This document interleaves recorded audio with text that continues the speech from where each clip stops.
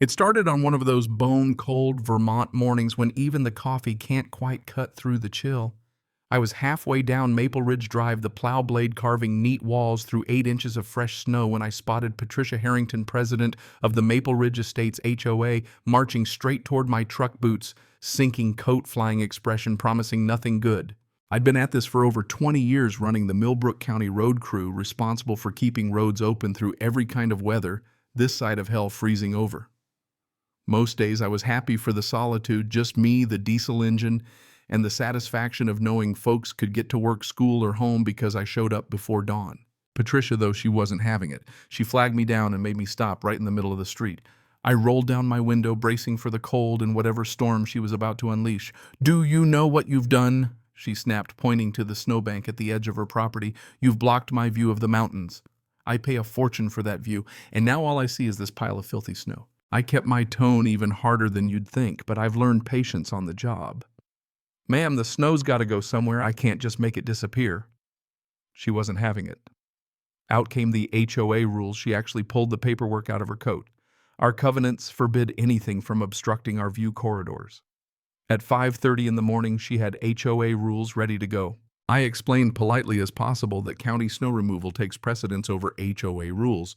She said she'd see about that and called 911 right there in the street, reporting the destruction of property values. The dispatcher apparently told her she was talking to the road commissioner himself, which only made her madder. The whole thing should have just been a weird anecdote to tell back at the garage. But Patricia wasn't built to let things go. By the time I returned to the office, my assistant Linda was waiting with a stack of phone messages Patricia had already rung up the county administrator, the Board of Selectmen, even the state DOT filing formal complaints about targeted snow placement. That afternoon, I was called into the administrator's office. Robert Chen, a good man, told me Patricia's making noise. Her husband's a major donor. She's on the planning commission. She's threatening to sue. I walked him through the morning standard procedure. Nothing unusual. He told me to keep documenting everything, stay out of direct conflict if I could. 4 days later, another storm. This time, I assigned Mike Torres, my best operator, to Maple Ridge and gave him explicit instructions. Same placement, follow protocol. At sunrise, Mike called Patricia and her board were blocking the street, filming waving protest signs. Deputy Morrison arrived calm and professional. Patricia insisted we were discriminating against her side of the street. When asked to move, she and her crew refused, so the deputies cuffed them and hauled them away. It all wound up on the evening news, Patricia outside the courthouse, spinning it as government overreached the county, destroying property values. That was just the start. The next week, county board meeting was standing room only. Patricia's crew argued their side. Other residents worried that if we caved, everyone's snow removal would suffer. I presented maps, cost estimates, photos, policies. If we grant a special exception here, I told the board, we'll face either massive new costs or discrimination complaints from other neighborhoods. The board voted 4-1 to support our procedures. Patricia walked out before the meeting ended, already calling her lawyer. 3 weeks later, a lawsuit landed on my desk. Patricia and the HOA suing me, the county, and the road department for damages, rights violations, emotional distress, you name it. Our insurance provided a lawyer, Michelle Brooks, who told me, "You're protected, but it's going to take time." It did. Depositions, surveys, discovery.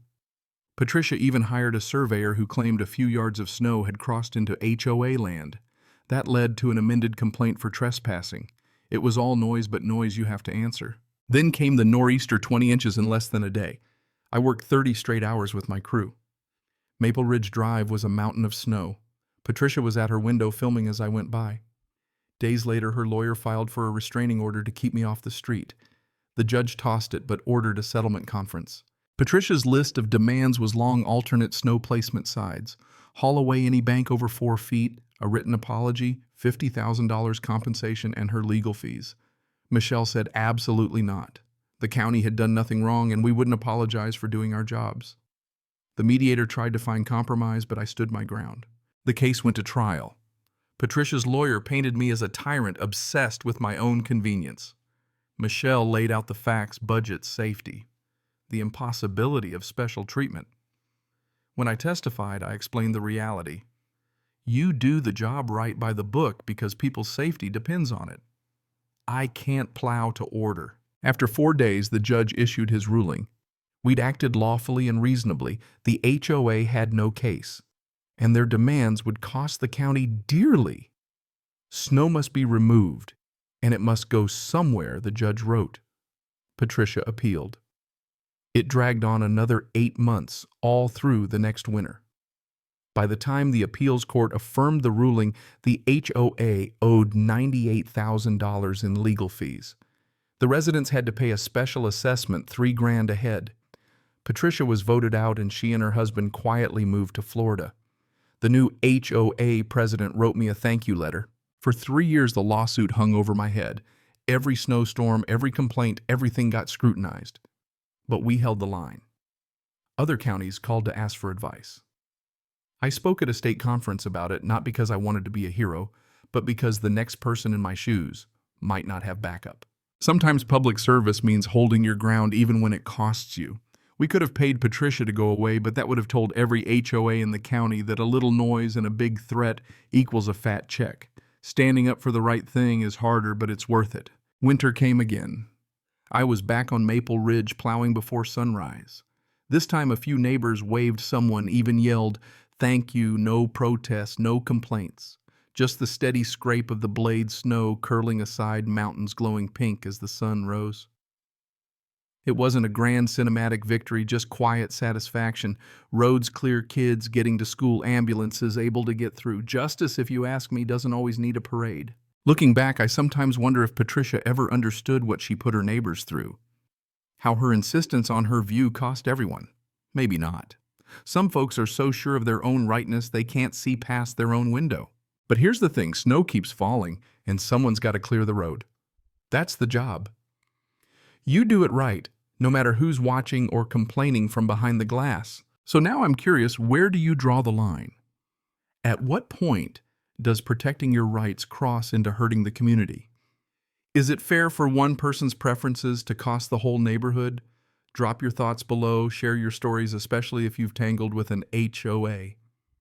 I read them all. And I'll say this, after all these years, I'm just grateful for clear roads, honest work, and the quiet kind of justice you can see from behind a snowplow at dawn.